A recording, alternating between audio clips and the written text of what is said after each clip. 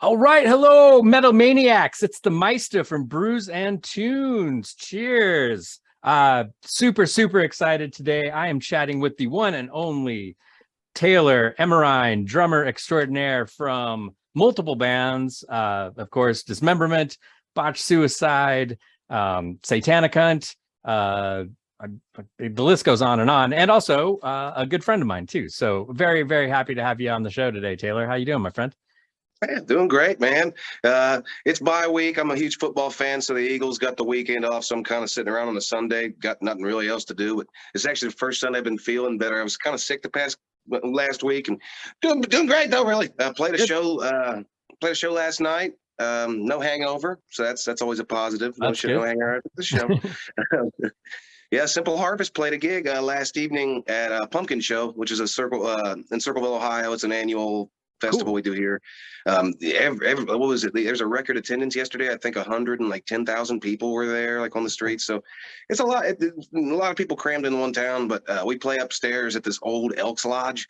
It's really cool. They have the acoustics in the place are great. It's all wooden floors, but all the corners are rounded. There's this really old stage with this huge elk like it's above it, and it's a fun place, a fun hall to play.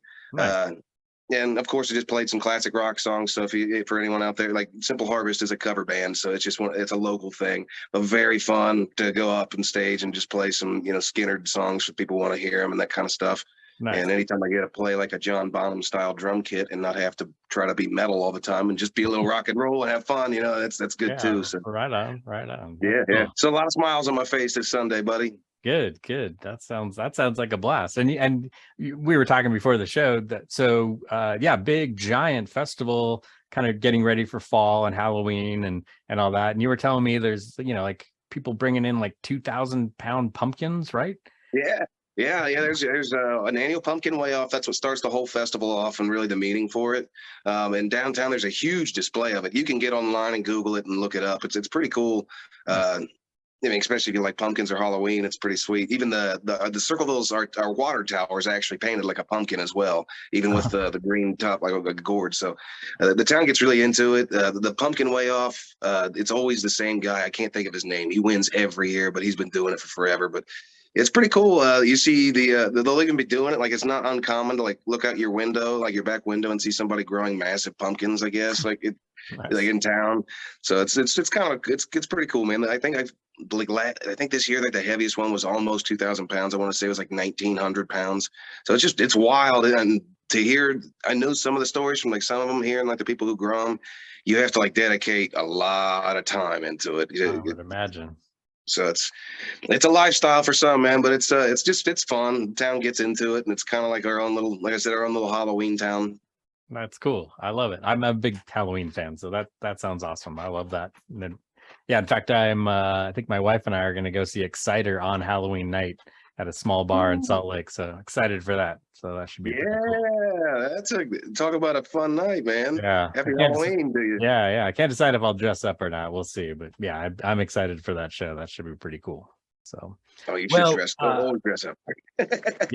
yeah, I got you. So you got a lot going on. Well, you always have a lot going on. We talked about last time I interviewed you, had a lot going on. You even have more going on right now. I mean, you're in multiple bands. You're a drum teacher as well, which is super cool. And I'd love to chat with you a little bit about that. But kind of I think the big news probably right now in your world is, one is Botched Suicide released an EP very recently. Mopery for the Masses. So tell me a little bit about that, kind of for people that aren't familiar with the band, kind of what you guys do, what your style is, and kind of I'm super excited for this EP. It's you guys are it's a great band. But anyway, yeah, I'll let you talk. Sorry. Thank you. No worries. Appreciate that. Seriously, thank you. Botched, for those of you who don't know Botched Suicide, we're a three-piece grindcore band, old school death metal kind of style. If you're a fan of Anal Cunt meets Macabre worship kind of a style, and Cannibal Corpse kind of, just anything that we can do to bring in that like old school, really dark element. We just like it. It's that nasty, punishing, pounding style of music. Yeah. And also a little bit of the Pig Destroyer vibe, because we only have one guitar player, me on drums, and then Jason, our singer. But I guess we do have stage names, rather. I should probably use those instead of giving away my rank. But the stage names are really just a joke. My name's Sprinkles, by the way. Sprinkles, the drummer. Yeah, Sprinkles. Yeah, we got Sprinkles back there on the kit. And it just sounded funny to me. And that actually came from one of my first band's dad. He called me Sprinkles because I was so much bigger than I used to weigh 330 pounds. Oh, wow. So I was this big tank behind the drum kit, and they're like, yeah, we got Sprinkles back there on the kit. So that's kind of where that came about. And then Randall Fucked is Johnny, our guitar player. Nice. If I'm allowed to use the I'm allowed to cut. Yeah, okay, fair. Swear away. All right, thank you. All right.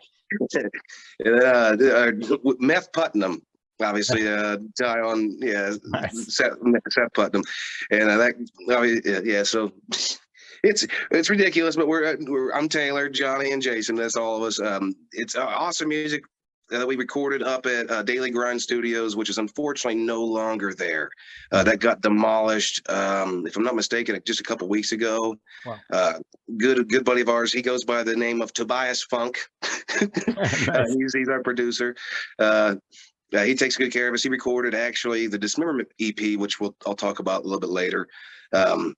But he remixed it, mastered it, produced it. He did the entire thing for us up there at the Daily Grind Studios. And if I'm not mistaken, it was one of the last projects he got to work on up there. So that was cool to be a part of that. The record, man, is really heavy. It's 5-song EP. If you like samples and ridiculous samples in music, we did take advantage of that because we love that in grindcore. Just the more ridiculous you can make it, the better. Just for the sake of doing it. Yeah, he got the name Mopery For The Masses watching Revenge of the Nerds one night. You hear about the Moper, and it's the funniest line I ever heard in like a lot of movies, where it's like, look at that guy, he was arrested for Mopery. What's Mopery? Like, Mopery is exposing yourself to a blind person. You're like, oh my God, like this is you didn't think that movie was going to take that dark of a twist. No, yeah. They're going to the police station to talk about getting kicked out of the college door, and they find them for so it was too brutal of a time to not use a Mopery For The Masses. It is available, not on YouTube yet. We are having a little bit of an issue with the artwork that we chose. The quality, for some reason, it let us post it up one time. For some reason, you know how YouTube and rules, and there's always another rule you got to pass somewhere, another quality issue somewhere that a loophole that you got to go through. So it's no big deal. We'll get that addressed and have that fixed as soon as possible. But it is available on SoundCloud. So SoundCloud at Botched Suicide. The link is up on our Facebook page for all of that. Awesome. You can just get on Facebook, Botched Suicide. So yeah, this is the band. So yeah, pardon me, I kind of rant a little bit. I get a little excited. No, that's I'm kind of like Chris Farley. No, not at all. Not at all. Yeah. And there'll be a link in the description below of this interview to check that out on SoundCloud as well. So yeah, if anybody wants to check that out. So yeah, killer stuff. Yeah. When you sent me a file quite a long time ago to check it out. And yeah, it blew me away. I was like, this is fantastic. I love this. This is so cool. So yeah, I'm glad it's out now. It's released, available for the public. So yeah, very, very cool. Yeah, you'll those of you listening, you'll want to check this out. Especially if you like grindcore. Yeah, that old kind of grindcore death metal stuff. You'll love it. It's killer stuff.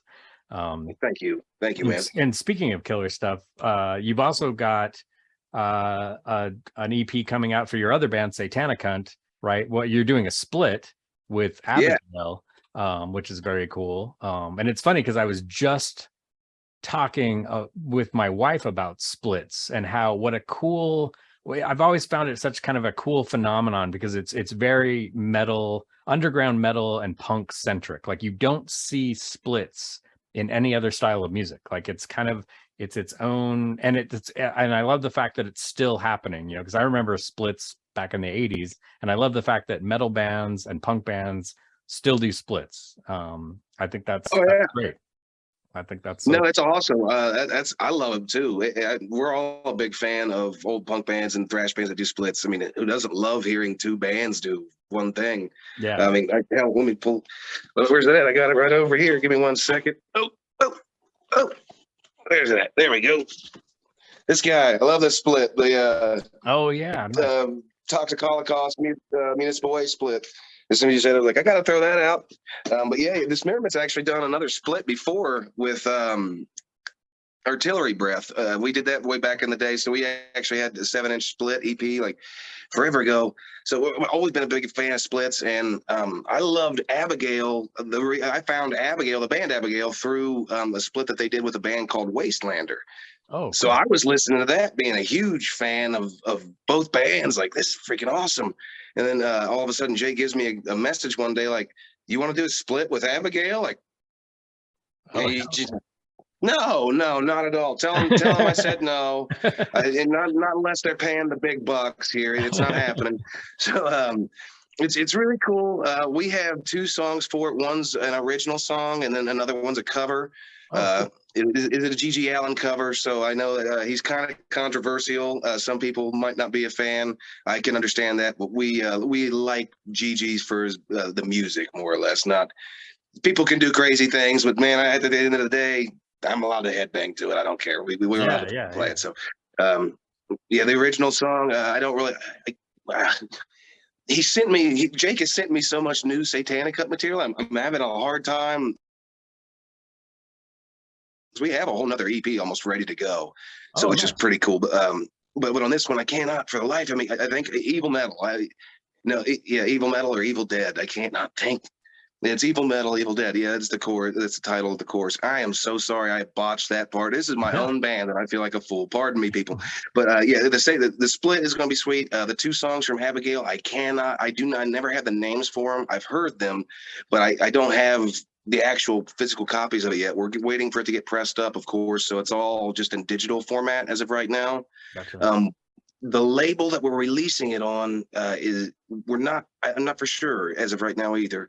That's kind of still in talks and in works. I know it's being put out by somebody, but Jake is the other half of Satanicunt as of right now. It's basically primarily me and Jake that are doing it. And if I'm referencing Jake, not only the singer and guitar player of Satanicunt, but I'm also Jake Shively from Dismemberment. For those of you who don't know, that Jake and I are that is our side project off of Dismemberment.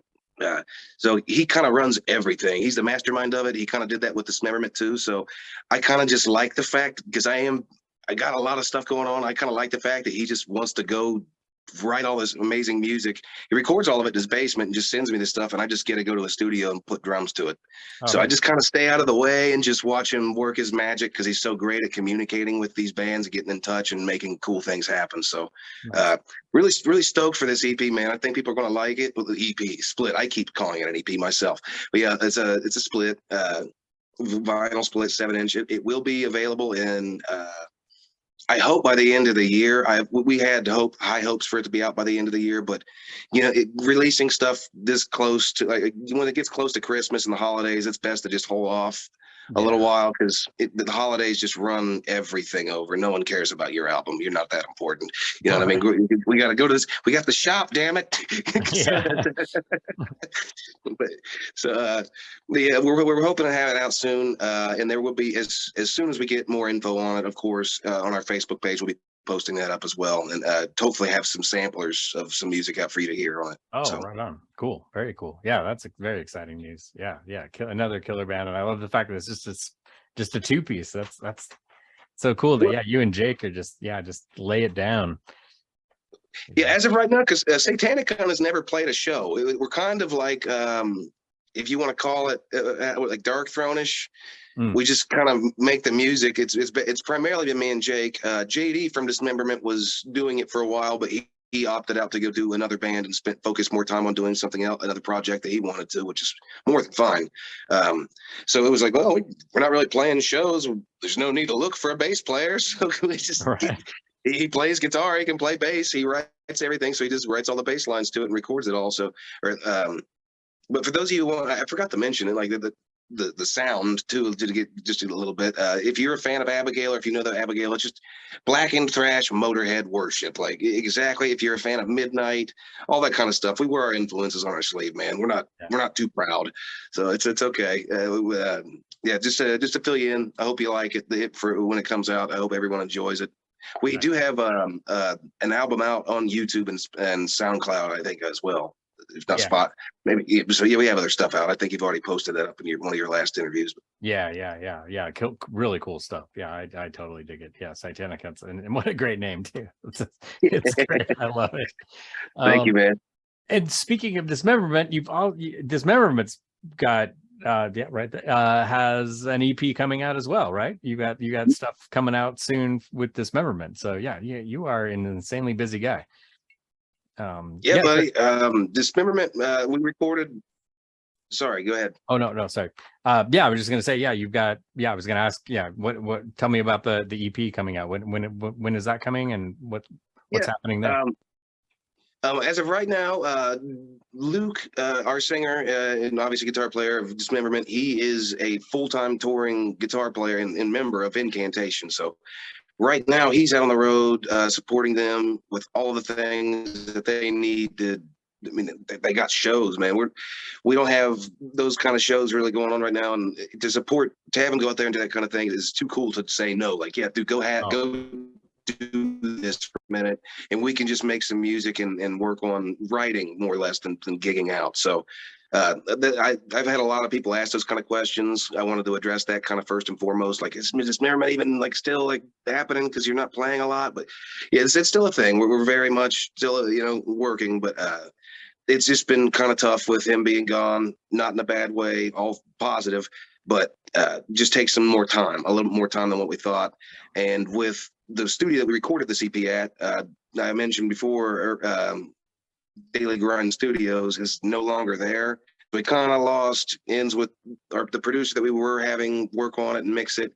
Not that Tobias isn't able to do anything. He's freelance, but we decided we're going to take in the project ourselves and mix it ourselves as soon as Luke gets home off this next tour. So once he gets home, we're going to be committed to putting in that time to go ahead and get it done, and go ahead and try to get it out for a release. We're hoping for a release, or ironically, around March. We've released a lot of albums in March. Our very first Condemned EP was released in March.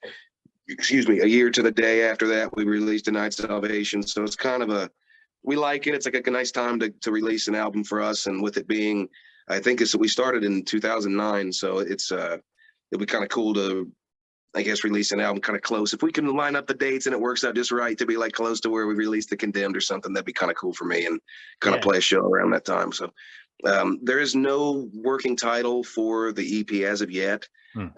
Luke is what's the right word I'm looking for? Just very particular. Everything has to be so precise, but so perfect rather, but it's all for the greater good.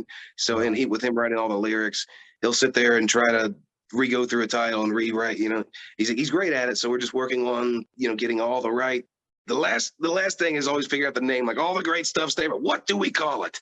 So we're right there on the verge of getting all of that wrapped up with Dismemberment. Like I said, it's just taken a little bit more time than what we wanted. Life happens, I mean, I'm busy too, so I completely understand it. Well, and as you mentioned with Incantation, I mean, it seems like they just keep getting more offers for tours and shows, and which is a great thing. I'm sure it complicates things a little bit when you're in a different band with one of the members, but I mean, great for them. And what a killer band, and it's always a joy to watch Luke play live anyway. So yeah, dude, and that's why like I said, we want to play shows, but it's just not it's not as high on the priority list for all of us, kind of with what else we got going on, because we're all kind of busy outside of that. And if we can still work on the music and write and make music right now, and see our brother go kick ass across the world and help build his career too at the same time, I mean, you gotta give that pat on the back and go on, get you some, bud. Get your pull, get you some, go for it. Yeah. Just get me in backstage whenever I want to come see you. Yeah, there you go. Yeah. buy me a drink. Which he actually did do. He hooked me up. I went and saw him for the first time. I never saw Luke play with Can. I went and saw him in Cleveland at the Grog Shop. I'm actually wearing the Goat Horse shirt from that show. Oh, nice.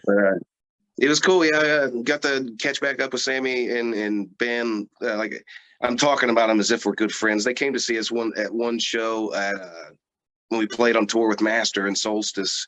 It was like in 2015. They came out to a show and it was just like the coolest experience. They were so humble. They stayed there, watched our set. They helped us load out. They were just like a very, very kind people.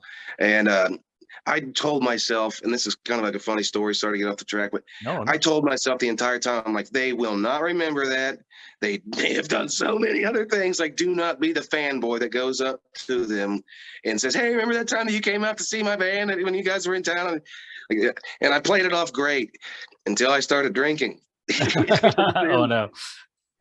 And then like there it is, right after the show, Ben's by himself over at the merch table, and I see my opportunity to go over and say hi. And the entire time in my brain, I'm like, yeah, great shit, like great set, good shit, love it. Like, don't say it. Hey, remember that time you came out to the night? I completely did it, and I made an ass of myself. When I was like, all right, well, I did that with Ben, and Ben was like, he was cool, but he was giving me that, yeah, I remember.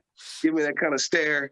And then I did the same thing to Sammy later. And I told myself, like, don't do it to Sammy either. You were cool, played it off. I made kind of I felt like I made an ass of myself, but they were completely cool about it. It was a great show. Every band there killed. Nice. I saw a cool band called Caveman Cult. And their drummer was actually going to go fill in for the Jimmy Fallon, not the Jimmy Fallon show. What was it? It was like one of those late night shows. Seth Meyers. Oh, so wow. He was going to go fill in, like being a guest drummer for Seth Meyers for a couple of weeks. And it's like he's playing in his. The only band, like, I can't even think of the band that they sound like. They're just the lowest detuned guitars you ever heard. The snare drum that sounds like a trash can. It's just horrible, like caveman, like style metal. Like Caveman Cult's awesome, but it's like you see that dude, you're like Seth Meyers, really? Like, wow, it was a wild show. So that was like all that, and then I got to see my brother go up on stage and kill it. So it was I've never seen Lou play with Can before until that night. So it was kind of a fun little treat for myself. Yeah, nice, very cool. That's awesome. Just a reminder, just the next time you have a cool thought to ever like maybe I should bring that up to somebody when you're drinking with the band, just don't. And that's not just you, that's everybody. Just don't. Just save yourself like that embarrassing car ride home, like, I made an ass of myself. Yeah, I've done that plenty of times. I think I'm more the opposite because I'm shy, so I like don't talk to the person and get my picture taken with the person, and then I go home like, damn it, why didn't I get my photo with so and so? They were standing right there and they were doing it with other people. That's my I'm kind of the opposite, where unless I'm really drunk, then I'm like, hey, it's me. Exactly. I get that. Yeah. Because you never want to be a burden. You always feel like you're a burden when you're really not. It's just, you get some people who don't like that. You know what I mean? They take it wrong, and it makes you feel like, I don't want to go over and have that happen again, and have the person doesn't want to take a picture with me when I like their music. I get that, man. I'm the same way, kind of. The booze does bring out the inner, I'm going to go for it. Yeah. You gotta try to read it. And that's the problem when you're a little drunk. It's hard to read the room and read. But it's cool. And Goat Whore, they're local boys, right? For you, aren't they from Ohio? Are they local? If I'm not mistaken, they're not from Ohio. I know they're from I'm 90% sure they're from Louisiana. I know that somebody has some affiliation with Chillicothe. No, somebody does have some affiliation with Chillicothe. I want to say that there's a guitar player that used to play for the Acid Bat. Was that the band with Sammy before Goat Whore? Yeah. I'm embarrassing myself right now. I cannot remember the name of that band, and I love them. Like Acid Bath, I swear that's their name. Yeah. But I think he was a guitar player with them, but he now lives in Chillicothe, Ohio. So okay. Yeah, you're not. I want to say there's a small tie there, but I could be wrong. That must be. I'm saying, because you reference in Ohio, I'm going to say yes. I knew there was some sort of connection. I'll gladly claim Goat Whore, yeah, it must be that Acid Bath connection, because I knew there was some sort of connection. I just couldn't remember. Because I was talking to somebody else about it a while ago, and I remember Ohio came up, but yeah, it must have been that. I have the worst memory in the world, so who knows? So what else is going on? Okay. I know, it feels like people. Sorry. No, go ahead. Sorry. No. It was just something stupid to add on to it. It's nothing, but we can go ahead and Oh no. continue, buddy. Well, I was Sorry. gonna say, so like again, you're like the busiest guy in the world. Like you have so much going on. So you are also a drum teacher, and I know when we first chatted, you had just started doing that, and it seems like that's really taken off for you. You know, from what I can tell, like with your, you know, we're Facebook friends, and you post a lot about, you know, talking about, you know, all your drum students, and you're doing some pretty amazing stuff. They're doing some pretty amazing stuff too, which is a joy to read about. It's just so cool to hear about these kids like just really just jumping into this full on, and you know, and especially with your inspiration, that's so cool. So yeah, how's that going? Tell me a little bit about that. Dude, it's incredible. One of my biggest drumming heroes is a man named Dom Famularo.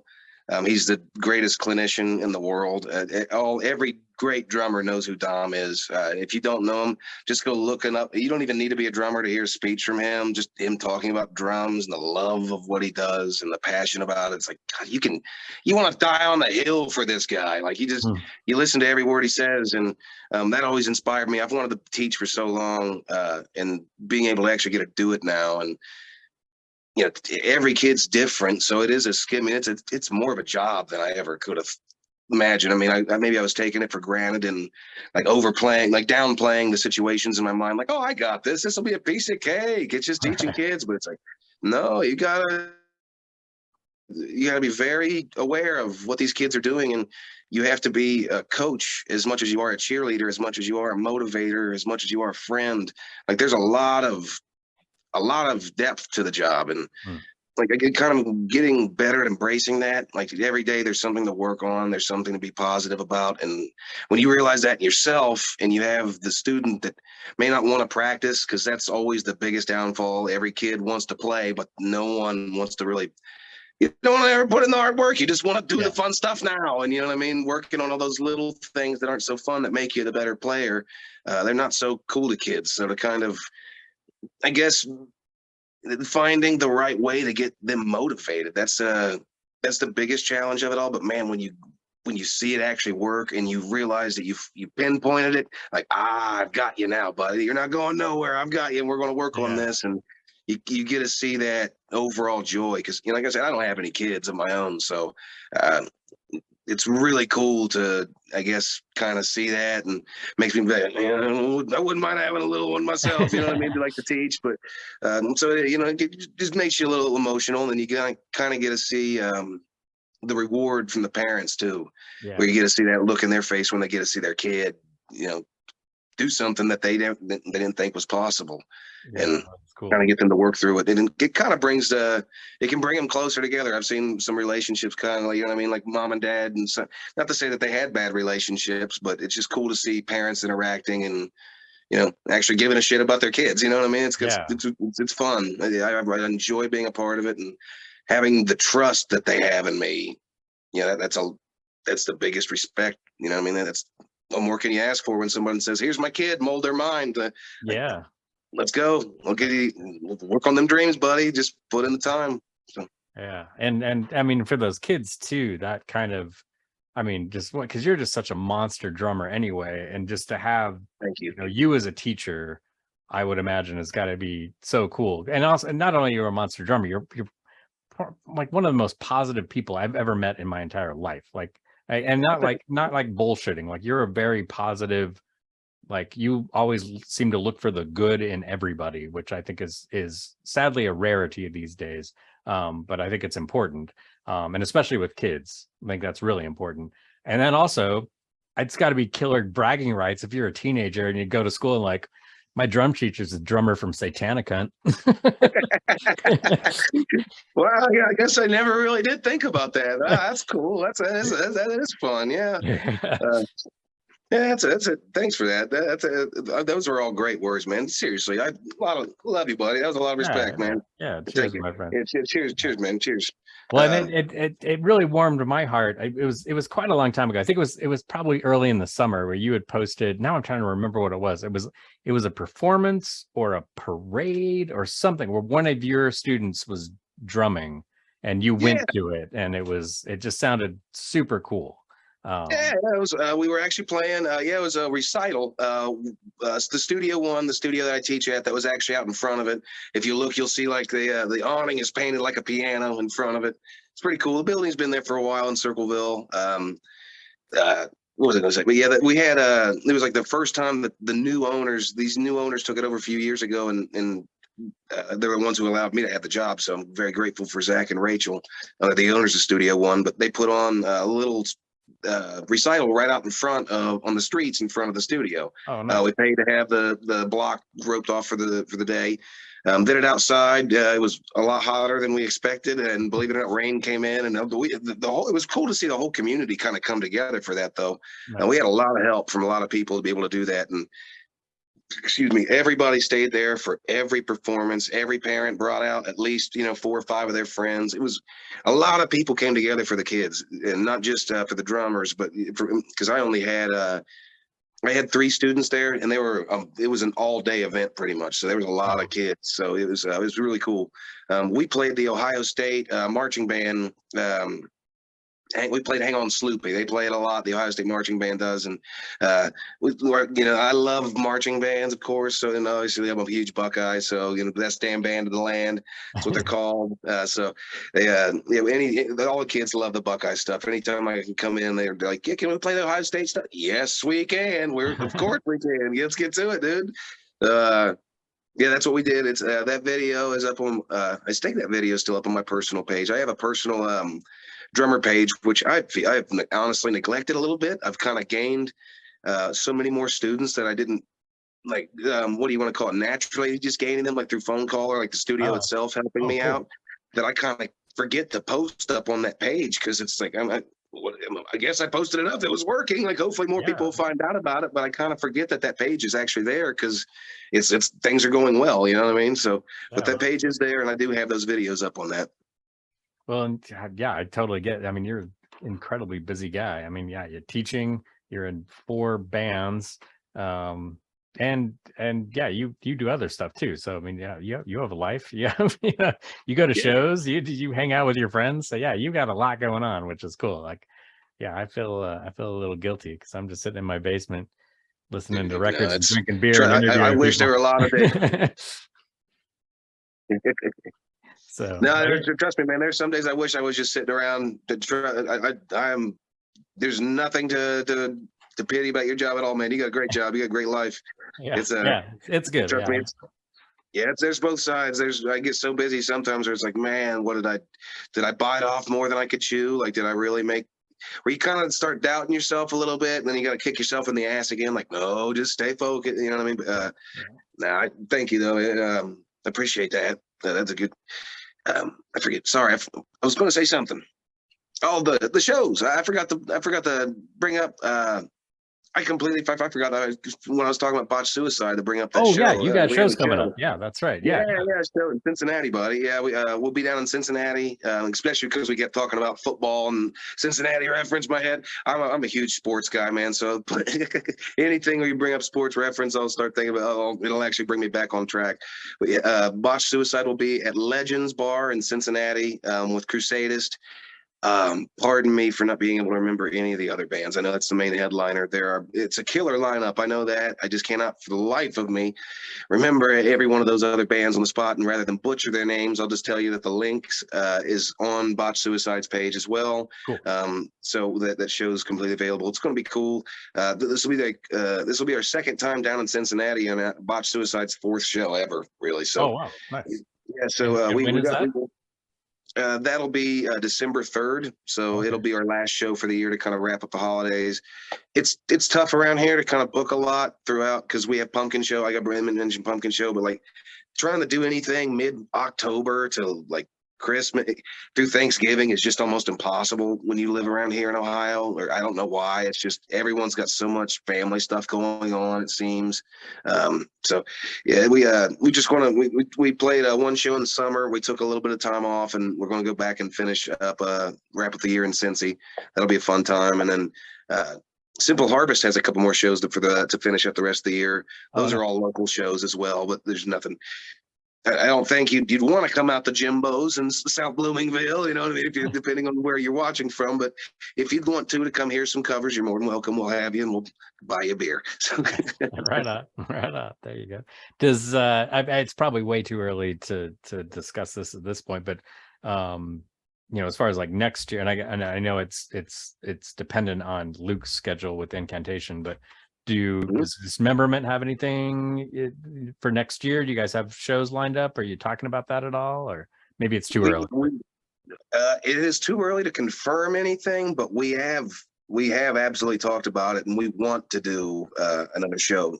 If we've talked about it for a while, we've wanted to do something for the Condemned because we didn't really play. We played a 10-year anniversary show, kinda, but we didn't get to actually give the Condemned or deny like the early EPs like the proper send off like we wanted to, like we made it like 10 years, you know what I mean, like this kind of thing. So to go back, we've talked about it for forever. It would be cool to kind of play a show in reverse where we start off with like again the entire new EP that we're doing, and then pick like a couple songs off of each one of the records and kind of dial back a little bit, like Morbid Angel had done with the Covenant tour when they played the Covenant record. They played one song off of every album and then played the entire Covenant record.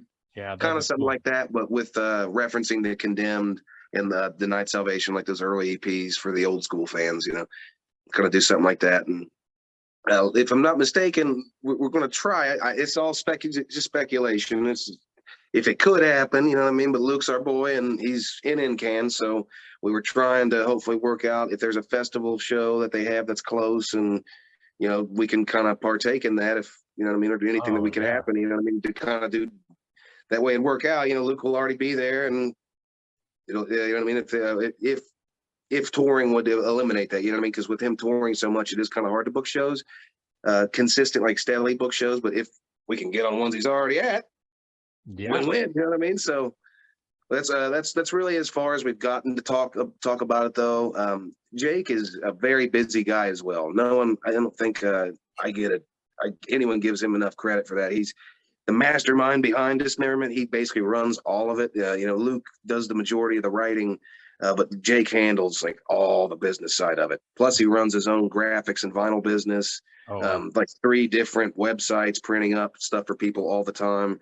Oh yeah, he does. He did like he did the graphics for all like the police cruisers around town and stuff. Like he's a very busy guy and running a full-time business. So we're all very, very busy people. So it's kind of not to say like we're putting him on the back burner by any means. We're not done, but we will have some shows. We have to play a show next year. I want to play a show next year. So cool. If I have any say so in it, it will happen. Nice. Very cool. Well, Taylor, as always, it's always a great pleasure chatting with you, my friend. And I wish I had half of your energy. I don't even know how you do what you do. It always blows my mind how many projects you have going on, and the fact that you're always so positive about it too. I love it. It's great. Like, yeah, it's funny. I was just talking to my wife about you, because she was asking me. I said I had an interview today, and she said, "Oh, who are you interviewing?" And I said, "Oh, you remember Taylor I interviewed before?" She's like, "Oh yeah, he's that guy that's like just always so positive, right?" I'm like, yeah, he's like the most positive person I've ever met. Like, seriously, like you're inspirational. Like I see your posts on Facebook, and I'm like, and you've made my day multiple times. Or I'm having like a shitty day, and then I read one of your posts and go, yeah, things are good. Things are cool. So thank you for that, and thank you, and cheers to your wife for those kind words. I appreciate that. So thank you. Very, very sweet people you got out there in Salt Lake City, apparently. So yeah, thanks, brother. Well, again, thank you so much. And yeah, for everybody watching, check out the links below and pick up some of this music. You will not be sorry. It just kills. Botched Suicide, Satanicunt, Dismemberment, of course. One of my all-time favorite bands. So definitely check it out. Thank you. Cheers, buddy. Cheers, man. Thank you for having me on. Appreciate it.